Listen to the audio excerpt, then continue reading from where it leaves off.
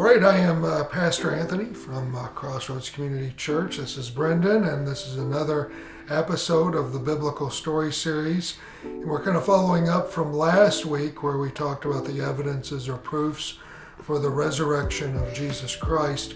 So I want to go a little bit deeper, follow up. This is a bit of a sequel where I want to talk about the historical reliability of the Gospels.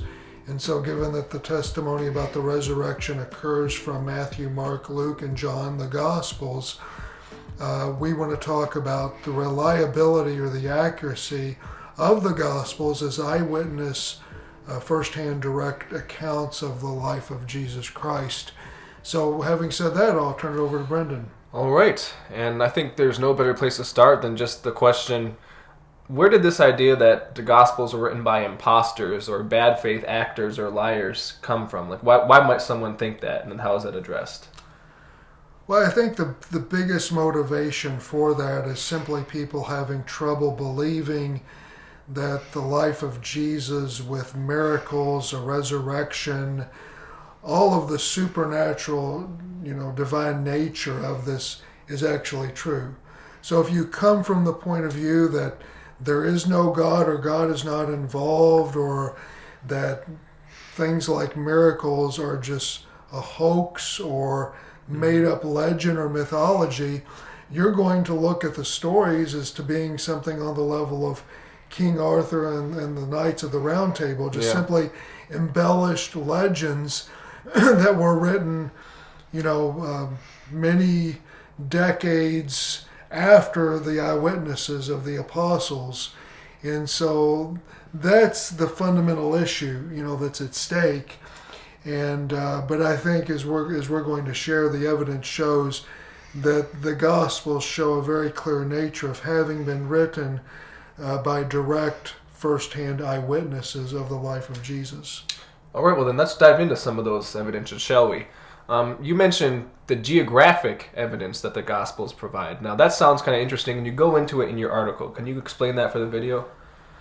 Yeah, it's fascinating as I studied this that the way the Gospels are written, whoever wrote it had a very clear knowledge of the geography, the location, the places of Palestine, which is, the Jews called Palestine Israel, the Romans called Israel Palestine, so I'm just using Palestine. They had such an intricate knowledge of the landscape that shows that those who wrote it were from the area and were familiar with, the places of that time. So, for example, they often refer to the Sea of Galilee. Mm-hmm. As I say in the article, the Sea of Galilee, it's like 13 feet long. 13 miles long. So, the puddle of Galilee. It's 13 miles long, 8 miles wide, and they call it a sea. Well, anybody traveling around the Middle Eastern world would have seen, if they weren't used to that body of water, they wouldn't have called it the sea. They would have called it a lake, which is what it was. When I grew up, for 5 years I lived in rural Kentucky, and we had 21 acres of land, and in that land we had a small body of water. It was a pond, had bass and bluegill, and you could fish in it and all those kind of stuff. But we called it the lake.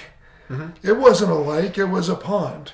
But that's just what we referred to it as. And so when they called the Sea of Galilee a sea, that's what John called it, who was a fisherman.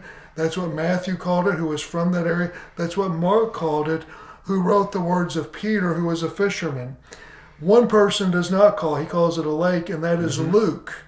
And Luke was from Antioch, he was a Gentile. He lived 200 miles north of Palestine, and so he doesn't refer to it as a sea, he calls it a lake. And that's what you would expect from people who were from that area or not from that area.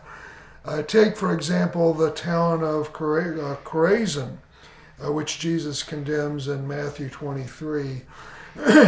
And we would have no knowledge of that town because there's no records of it outside of the Gospels. Yet archaeology have shown us that this is an abandoned town. Mm-hmm. Take the Decapolis, the 10 cities that were in towards the to the very east of Palestine, and they were occupied by Gentiles. The very first, nobody doubts that the Decapolis existed, but the very first record of that area of towns is in Mark's Gospel. Mm-hmm. And so he's the first to record it. And so this shows us that these were written by people who had first eyewitness knowledgeable accounts of the area, and not people who were writing, several generations later, who would not have known these areas. And so I could give many, many, many more examples, but those are just a few interesting ones.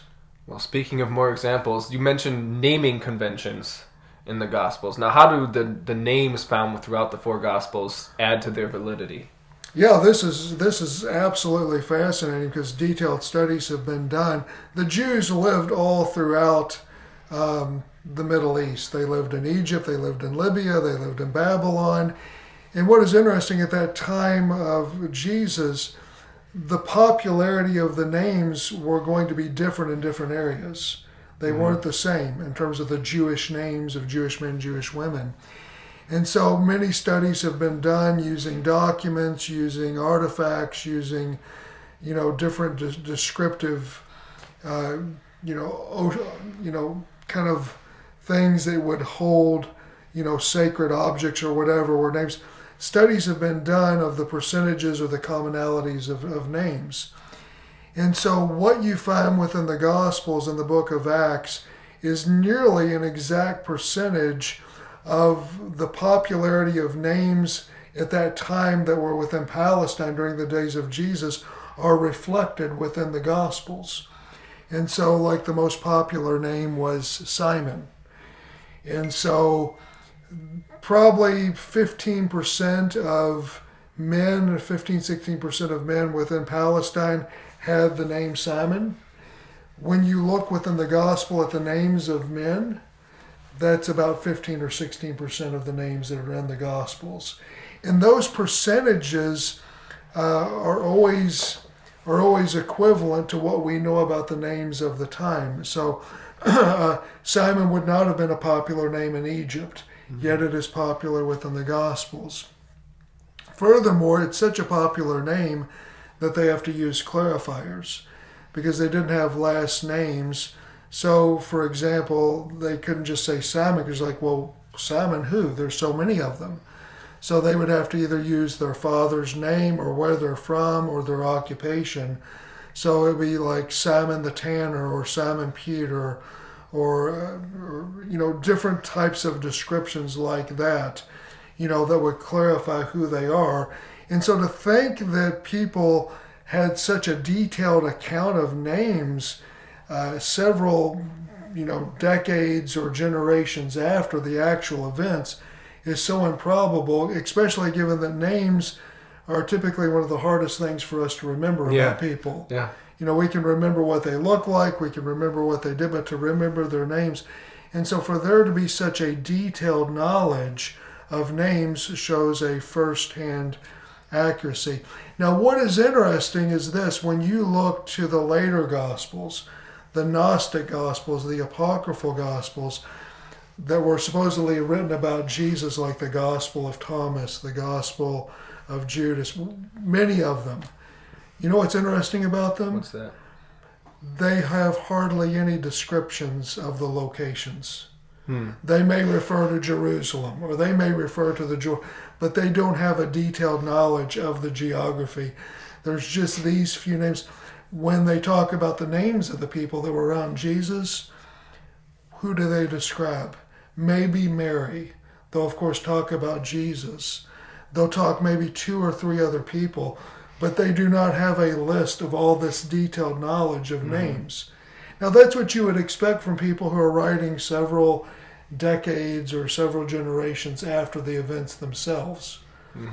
But the counts we have shows a very first-hand knowledge of the geography, of the details of the events, the places, the timing. And so if these writers had such a detailed knowledge of the names of people, then we can trust them with their knowledge about the details of the other accounts of Jesus' life and events and ministry. Yes, it's those small details that you read and you think, well, why is this here? Well, no, these small details are significant because they they show how true the Gospels really are. Yeah. Well, thank you, Anthony, for writing that article, and thank you for joining me today. I'll see you next week. All right. Thank you. Thank you for joining Anthony and I today on the Biblical Story video series. Please subscribe to the Crossroads CCO YouTube channel, like, and share this video. Until next time.